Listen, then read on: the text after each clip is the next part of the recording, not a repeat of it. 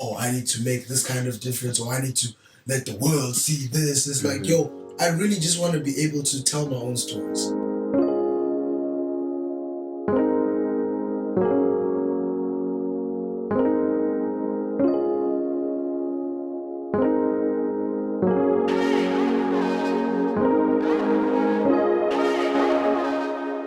Welcome everybody to the third edition of Telescope Vision Podcast with my guest today, Jay, aka Njabulo, aka Dirty Native to the world.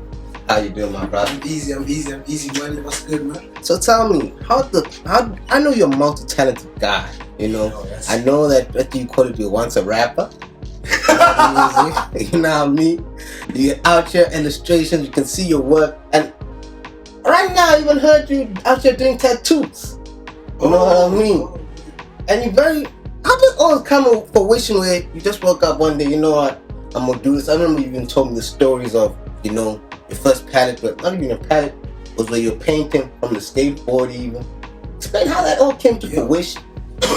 Yo, man, so it's actually quite wild. I didn't just wake up one day, bro. Like, it took so much trial and error to actually get to a point where I'm like, okay, I'm comfortable in what I'm doing, but I still don't know what it is exactly that I do. You know, I just go. I'm a guy, man, that just like, I do a lot of things. I wear many hats, you know. And sometimes, like, if I did some stuff for you last month and you want to like get that stuff now, it might happen that I'm just not that guy anymore. Like, you know, my life is constantly evolving, and I feel like all of these things have sort of driven me to a point where I can communicate myself better as an artist. And you know, the funny thing about the arts is that it doesn't mean music or it doesn't mean drawing. You know, the arts is like very versatile, and in it you can be anything. So you know, me with the lyrics, it helps me become a better writer for when I write productions and I start to direct my own stuff, which I've done before.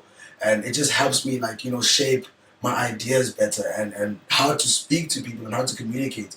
That and, you know, the drawings, the visual art sort of comes together because, you know, the culture is the same. So it all works together. Like, I'm just this one thing, just moving around in all these things, but essentially, like, I'm just a storyteller, and it took a while, man, for me to figure out, like, yo, that's actually what you are.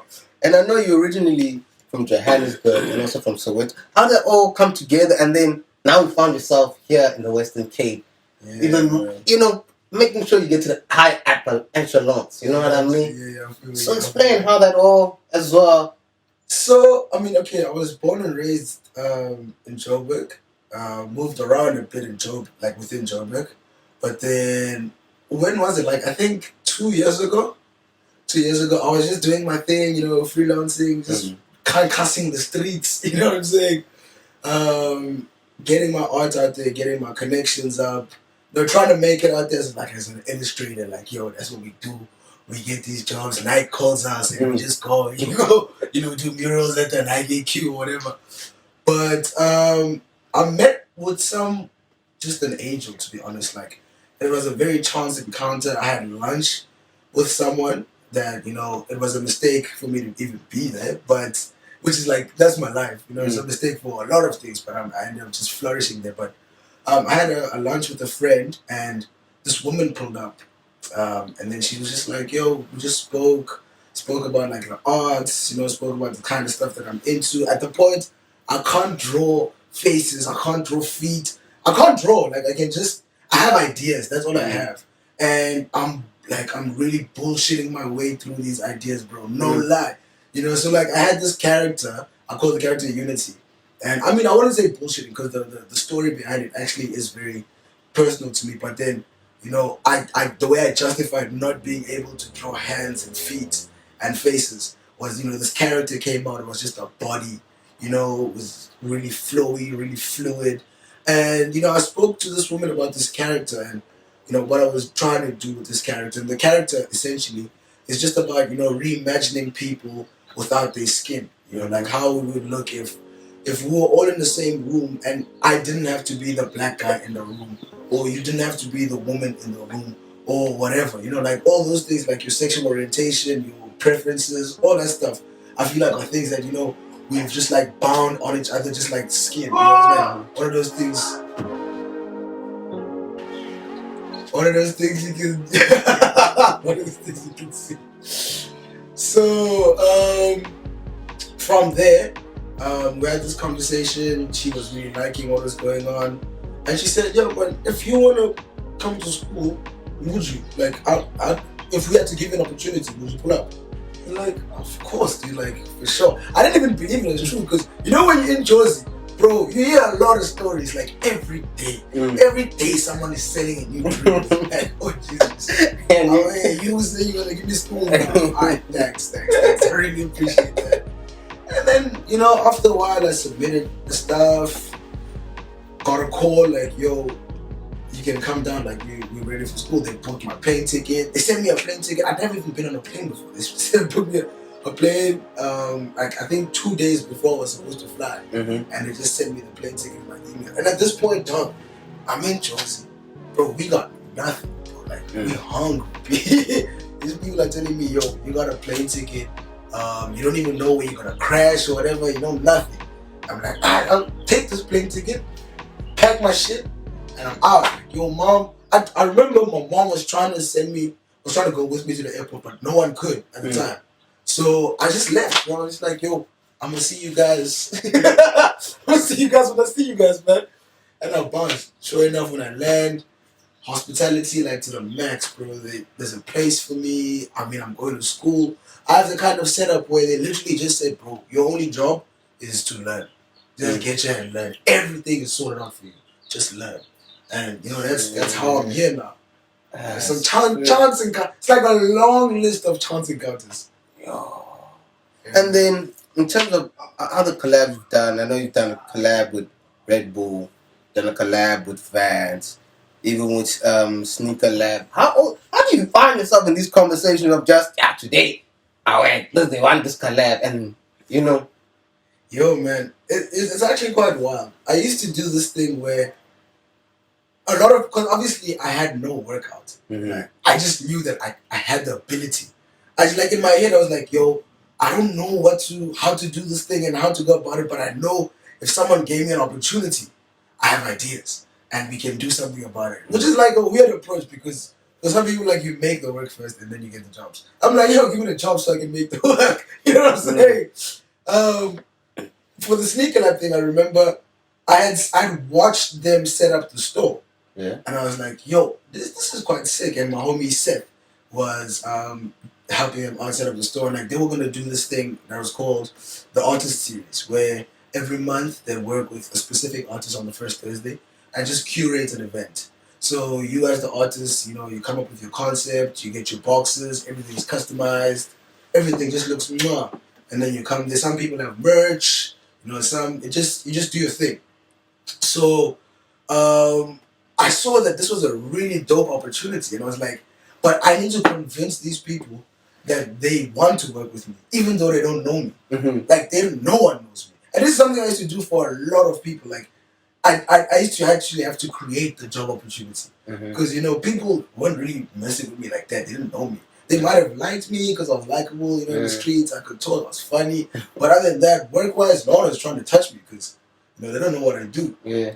So I remember with the Sneaker Lab one, I put together a proposal. I had been sitting on the idea for a long time, but I was like, okay, I need to find a way to get this job. So I'd sit there, and every time they do an artist series, right, I'd go to the courtyard close to where the shop was, and I would just like take out like some books and start drawing in front of them, and I'd take out some skateboards and I'd paint in front of them just so that they can see me working. They can see me like making some stuff, and then they're like, "Oh, this guy makes stuff too," right? I left. Every time like they'd come through, I'm like, "Okay, I'll see this guy, and this guy's that guy from Cape Town. Alright, cool. He must see me, and I'll just bring whatever it is. They beat a T-shirt. I take out a T-shirt and I'm sketching, drawing a T-shirt, just anything, so he can see that I actually have the skills." And then from there, I sat and I put together a presentation, and I was like, "Yo, this would be a dope idea." And I sent it to them. Dude, the response once they got it, because normally they were fetching the people themselves, and I approached them and I came with the whole concept and everything, bro. And I was like, "Yo, this is why you want to work with me," you know. And that's how it works out, man. It took a while. It actually took a year, like an entire year, from when we first started talking to when it actually happened, like literally an entire year. But yeah, man, when we did it, that was probably like the best night of my life, dude. Like that was crazy. The people that came to show love, man, that was crazy. And I always see repeatedly, you're always working with Vans, and Vans is always putting you on. Even like I saw that December in your Instagram, they're always showing you love. And how that also come, you know?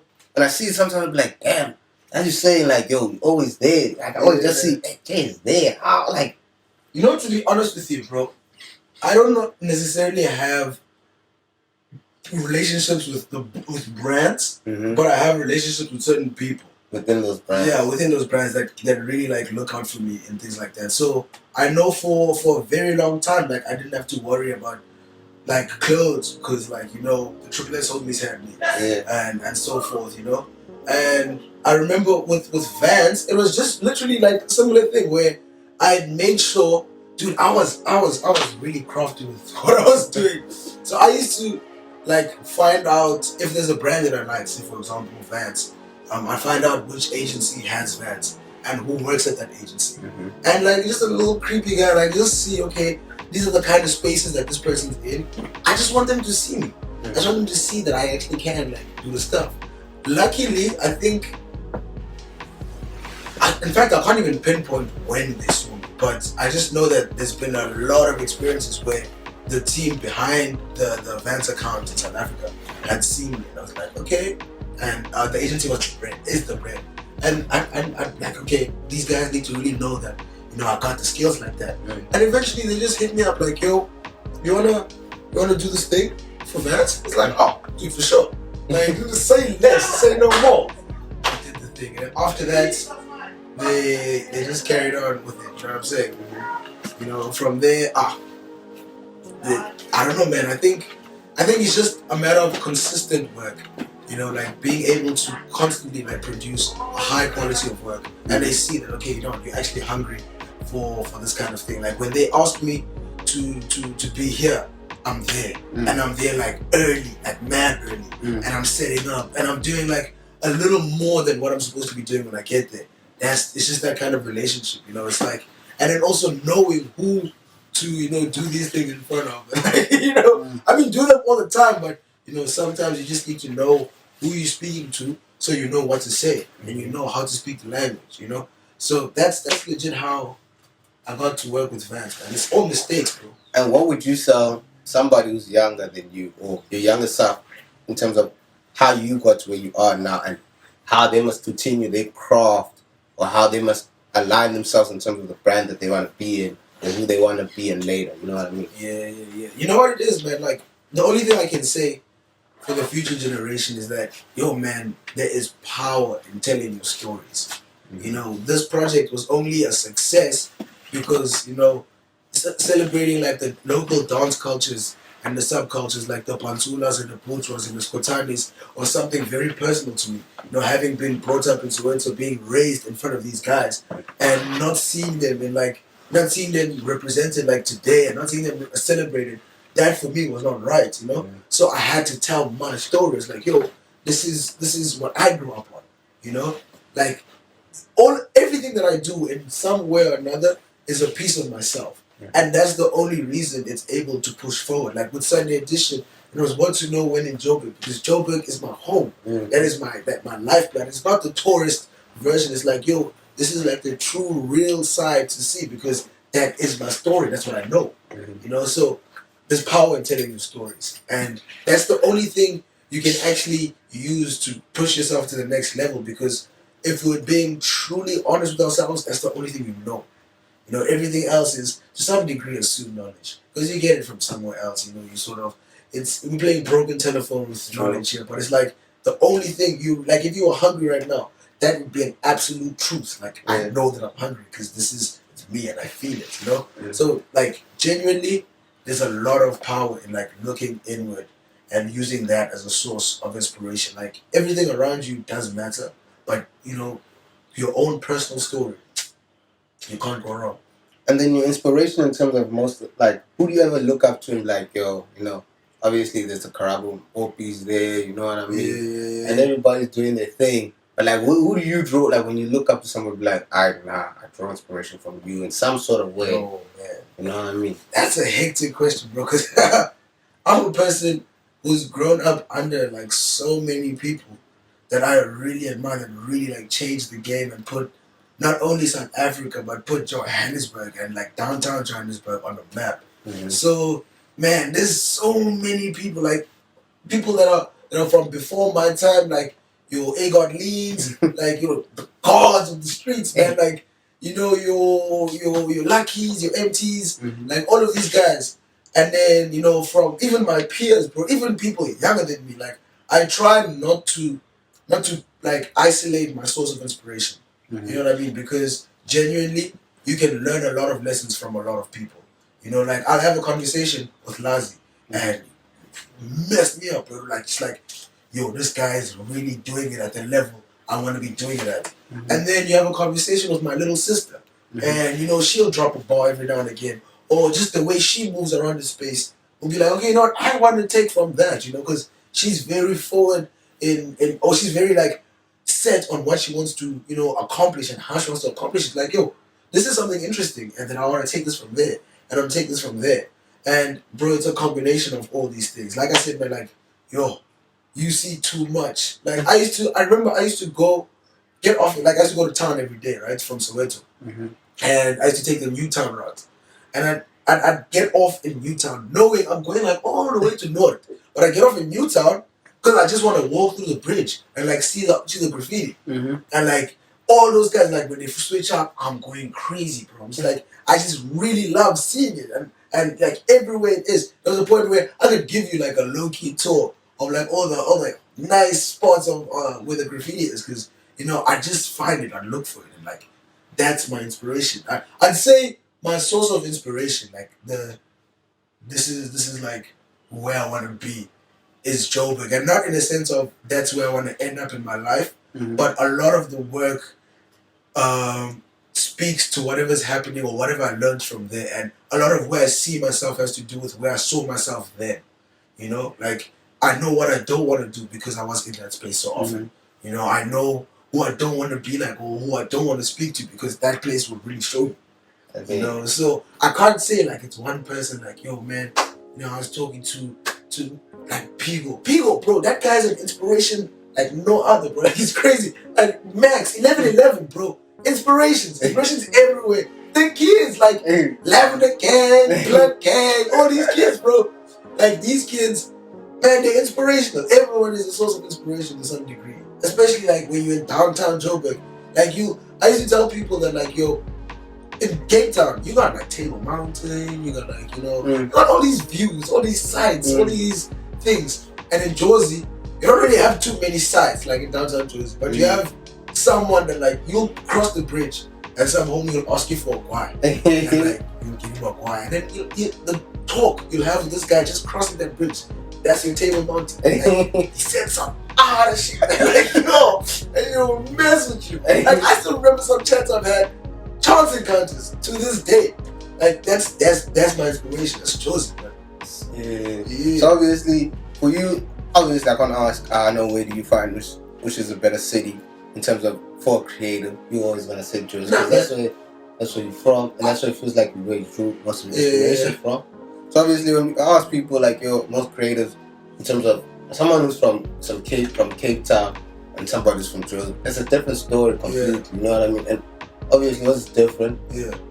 And always will be. Yeah. In terms of somebody who's from this side, they've got a different story. So when you've been here, because you've been here for a period of a year now, 2 years now, what have you learned this side in terms of how's it elevated your craft now? See what I'm saying? Yeah.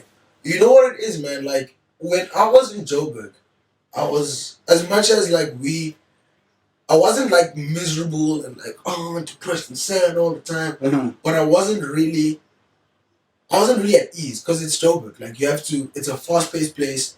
You have to really be about your shit, otherwise you'll get knocked off. You know what I'm saying? Like for real. Like you need to hustle there, boy. Like you need to move. You need to get a move on.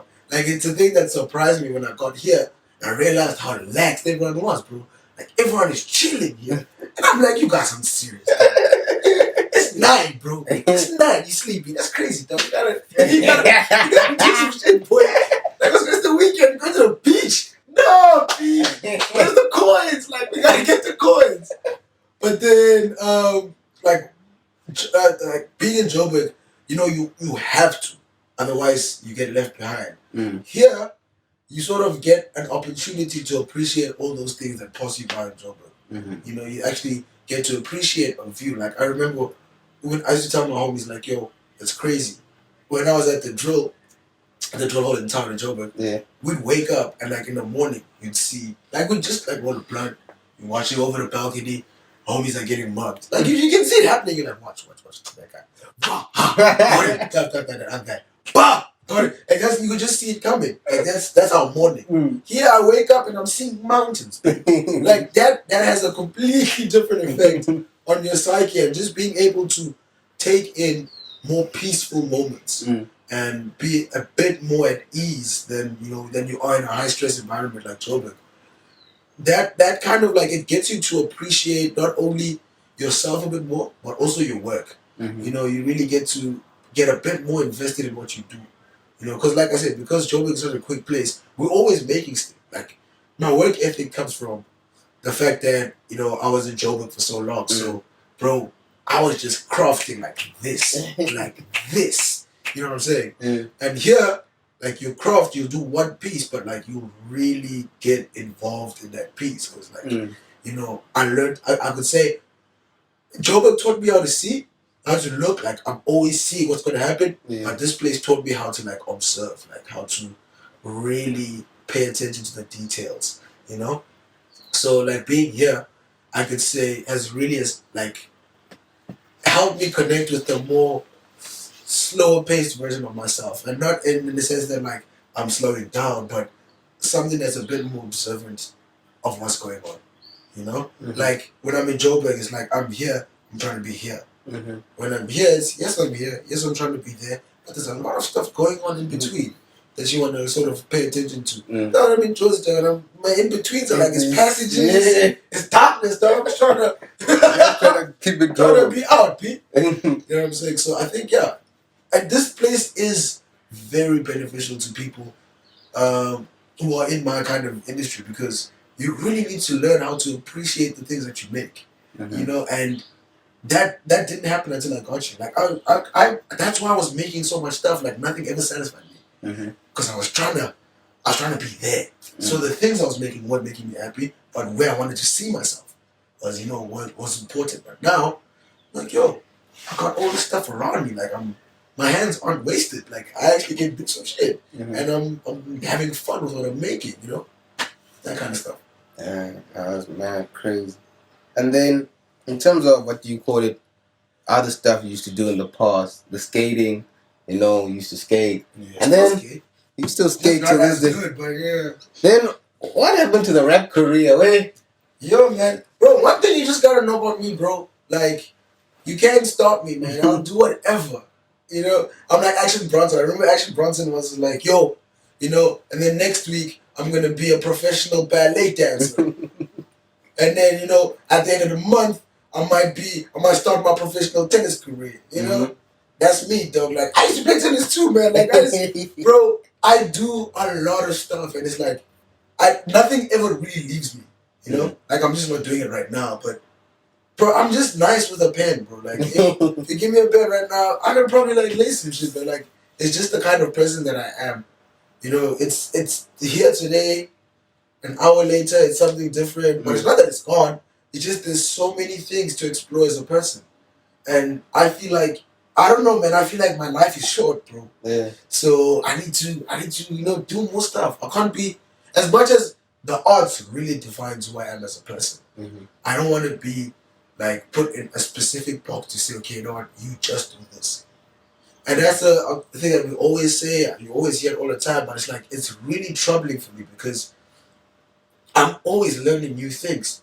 So that means I can't use those new things if you're putting me in one place. And I'm stunting my own growth as a person, So I really, like, bro, if I decide next week that, yo, man, I'm good at the illustrations, bro. I think I'm just gonna start my rap career. That's me, bro. Like I'm not going to because I enjoy this a lot more. But then that's just how it is, man. And one thing that's surprising for me is like, yo, I didn't even know that now you're out here doing tattoos. That one was the most like, damn, like, I know my homie is out there. Like, damn, he's there. He's like, yo, tattoos even. I'm thinking, and he never mentioned this before. And I was like, damn. Bro, that's actually wild. I've never done. I actually don't do tattoos. Like that was. But it like, started off now. Yeah, for sure. But it's like this was a first time thing. I've had quite a few people come up to me like, yo, let's try, let's do this, let's do that, let's do that. I want to put this on my body. For me personally, bro, that's a little scary for me because it's like I feel like I know it's a weird thing to obsess about. I feel like you're gonna do the thing on your body tomorrow. You're not gonna like it, and then you're gonna blame me. It's like, dog, I wasn't there in that decision making. You know what I'm saying? And even if you did like it, then tomorrow, fairly, you don't like it, and then again, that's on me. It's like I know it might not happen, but it's a thing that it makes me uncomfortable. That it's a possibility. So I just don't do them. But then my good friend Cedric. So now he's like a person who's like really been in my life for a very long time. Like. Just on a side road, dude. Like we didn't like when people that chilled every day, whatever. But like we'd always like see each other in each other's journeys, and we always like paid very close attention to what we were doing in our own spaces. And I really just admired him as a person, bro. Like Cedric is like the guy, bro. Like if you ever met him, this is a cool guy that you can really have a conversation with, and it's not just like facade chats, bro. Like you can genuinely speak to the guy, And he asked me to handle a tattoo design for him. But now he really likes Jordan 1s. Like he really likes Jordan 1s. I know he's got that signature pose of these. He's got, I know, Jordan. Once you see with the black way, you see with eyes, too much. So he was like, he wanted to get a tattoo that reflects that. And I was like, yeah, man, I really like your journey, and I'd be happy to be a part of it in any way, shape, or form. And it just came in the form of this tattoo design, like something that was close to his heart. So we just took the Jordan logo and we made it like super realistic. And I realized why I don't do tattoos when I was doing that tattoo. Because when I'm drawing, bro, I'm just drawing. Like I'm drawing on the surface that is going to be on anyway. You know what I mean? Unless I'm designing for something, it's like, I really get the dimensions before anything happens. With tattoos, bro, you really need to pay attention to what's going on. Like this tattoo wraps around. So I had to get all these papers, wrap them around my hand, just try and sketch this thing out. Bro, it was a process, and I was like, for what? For one drawing? It's so much work. But then it was a learning curve. It was really dope, getting my first tattoo design done. Came out really beautiful. Yeah, I saw the tattoo artist also enjoyed working on it, so that's even a better plus for me. It's one thing to make a dope design, but to get the person who you made it for really like it, and also the people that are producing the work to get into it as well. Fam, come on, that really hits your heart. And in what particular moment, where you felt that I've done this, I'm just keep going up. Yeah, the levels don't stop. I just keep going high and high. At what point were you like, nah, you know what? I love this art thing, but I'm gonna take it even further to this point where I was like, yeah, the world gotta see it. I mean, I think I don't even think that's a decision I made. I think the decision was already out there in the universe, and it was in my path already. Because I've never once really tried to I need to make this kind of difference, or I need to let the world see this. It's like, I really just want to be able to tell my own stories, right? And I've noticed that people like me really enjoy my stories. People unlike me really enjoy my stories, and I was watching stories from other people before me, and I've seen the impact it had on me. And I didn't realize at the time that the work was actually as much as you put it up, it goes out, and it starts to spread, it starts to circulate. I mean, I don't feel like it's the world is seeing right now, But it's like, it's just dope that, once you see one person who likes it that's next to you, that's one thing. And then you get a DM from some kid in Tanzania, and they're like, they fuck with you, and you're like, what? You know what I'm saying? You're like, oh, whoa. Dude, and like some dudes in Ghana, and they mess with you, and then some kid in Italy, like, yo, I mess with this, and you're like, man, this is crazy. And it's just a fun thing that I've gotten to, get out of it. Like, yo, I didn't realize my work would touch people that far, but I don't think I've actually tried to, like, yo, nah, they must know. They must know. Josie Boy got sauce. They must know. It's like, yo, man, I just really like making beautiful stuff. Or stuff that I find beautiful. I know a lot of people don't find beautiful. And then the creation of the alias. Alias of Dirty Native. What's the story behind all of that? Dirty Native, man. Because obviously there's other alias I call you by Jay. And that's another story to it. Gay. It's another... You gotta unlock the shotgun guns there, the chapters, all that. Hey, man. But anyway, Dirty Native was... I remember being in bed at some point in my life and thinking, I was Jay the Creative before. Mm-hmm. And I was like, nah, I need to change this name. It's like, I don't know, man. There's also a lot of people named Jay on Instagram at this point. Like, Jay was the very common name, bro. Like, oh my God, everybody was Jay. I was meeting Jays everywhere. So I was like, I'm really getting tired of like being mixed up with other people. And, someone had like changed their name to match mine. So I kept getting their tags. And like, it was irritating me. So after a while, I was in my room. I was just like, yo, I need to change this name, but what am I going to change it to? And I looked at the word, because I'm a person who always like, I see things this way and I'm like, okay, 1 + 1, it's a fair, and then it's 2. But then like, isn't that like 3 - 1? You know what I'm saying? Like, I got to look at it like from a different angle. So I was looking at the word and I was really like into, that was like my alternative phase. Like I was really getting into like, alternative music, alternative, clothing. Like, I was dressing, was changing. And I was like, okay, normally things that are one way, are seen as like, it's clean. This is like clean. Mm-hmm. And these guys here that are on the alternative side, the people that I was working with kept saying, oh, these guys are dirty. It's like, dirty is like just another way of looking at something, something that's one way. Like it's not presented to you the way that it's normally presented. So it's a little different, And for me, that's like, it's dirty. Dirt is good. Like I almost said it, my guy. Like dirt is good, man.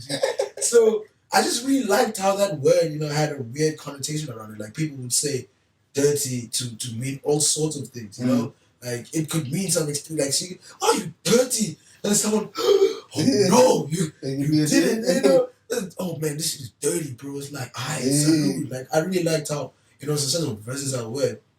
So I thought to myself, I'm going to take this one, I'm going to flip it. And I'm going to let it mean like alternative and make it mean something that's really cool. And, just a different way of looking at something. Mm-hmm. The clean way is cool, but the dirty way is even better. And then native was just over the fact that like, native chief was like over the fact that, wherever I am, I wanted to remind myself of where I come from. And I wanted to remind like, myself of the power I have from where I am. And my surname actually, on my dad's, that's a whole other conversation. I just realized that's what I'm saying, that there's so many links in the family tree. But like, my like, I really associate with this image of being in a position of power, not because, you want to be the guy, but I feel like, as a person who's in a position of power, you really have a responsibility to usher the people that you are leading to the next step, to the next phase. And when I was around certain people coming up, I wanted to put my homies onto like better things and like just lead them to some like eye-opening situations. Like when I was messing around with people as well, like in the early days of art, I wanted to take the stuff that I was producing and presenting that was originally my own, to the next level. So I had to be the king of it. I had to be the chief of it. I had to be the guy that owns it, and he's like the guy, wherever he is, he's the chief of that place. So the Dirty Native chief is that guy. He's just the alternative guy, alternative king, you know what I'm saying? That was Harry Potter. Something like that. But yeah, man, like I remember I really thought about like what I was getting involved in and like how to get around, doing it. Damn. Yeah. That's wild to think Yeah, about. bro. Like, and I remember people used to ask me, Jay, dirty native. What does that mean? I'm like, hey man, it's a long story, bro. It's a long story. And then people will be like, and then the funny thing is, then there's still Jay, another name again. And that's not even that's not your government name. It's crazy actually because I've had brands that I've tried to work with that we've worked together, but they can't put the name Dirty Native on their brand. So they'll just put like J or Njabulo or something. Or sometimes they just won't put the name and I'm there. I'm like, I gotta do the thing. But they genuinely have a problem with Dirty Native. And that's my thing, bro. I love that. I love because like it really I'm in a position where, bro, no one really pays attention to the people that are like me and like where we come from. I say this because you guys have been able to like sit with me for a while and really like pay attention to the kind of stuff that I do. But where I'm from, bro, there's kids that are doing crazier things than me. There's a lot of people doing a lot of shit. I had to get out of that space to get recognition. No one's paying attention to that space. So, and it's the dirty space. It's grimy, but to be honest, bro, it's real. Like no one lets anything stop them. Like I have kids, bro, like young kids that we used to teach how to skate. And these guys, I remember these homies would have a shoe that's made up of like fucking bottles and like cardboards and shit. You're like, bro, they skating this shoe. Nothing's stopping these little niggas, bro. Like that's the kind of stuff I grew up on. So if you're gonna be, if you're gonna be scared of like this is what not giving up means. This is what for me, in my opinion, this is what being black means. This is what nothing's gonna stop you. Bro, that's some dirty shit, bro. So if like my name represents that, these are natives that are unorthodox in their approach to life. So, hey man, if you're gonna be scared of the name Dirty Native, you're making me happy, dog. Because we were supposed to shake you. We're supposed to be making that statement, And then when was your first mural? Like, when did you like? My first mural? Yeah, because I know you got one day in Jersey. There by Brown, thing. And how many more? Because I only know about that one there in Brown, and now you're telling me many more. Yeah, I've got a few more. I've done a couple of murals like here and there. Like some Soweto. I've done some murals here and there. And the process, how that goes, like the process of that, because like as me, you just see it in town and be like, damn, how does someone like just wake up? Yeah, I'm gonna do this, And I always think to myself, I wish I could do that, but I don't know where to start. I don't know where to start. No man, it's like this, man. Like with me, the first ever mural, man, I got because I was working in a store called RHTC. Right? And my big homie Frank Pan, my OG, he used to run the store, and it was his store, and like he was just like he was very welcoming to me, man. Like I remember I used to literally go to his store every day and take some paper from his printer. I think he also got annoyed at it. It's like I just come grab paper from his printer and I'd make a little booklet and I'd sit in front of the store and I'd just draw the whole day. Just draw whatever comes, just draw the whole day. And when he comes back to the store, I'm like, yo, check this stuff out, bro. Like, you're messing with this, like, you liking this? After a while, he was just like, yo, do you wanna get involved in like the festival? Because they were working on a festival. And he's like, yo, do you wanna do the visual direction of the festival? And I was like, oh yeah, for sure. And during that time while they were preparing for the festival, there was a lot of like little things that kept happening in the store. Right. So this one time, there was something, I think it was Valentine's Day coming. Bro, my first mural was disgusting. And he just gave me his wall, bro, and it was painted pink. And it was like, yo, here's a wall, do what you want to do. And I was like, oh, that's sick, we can paint on the wall.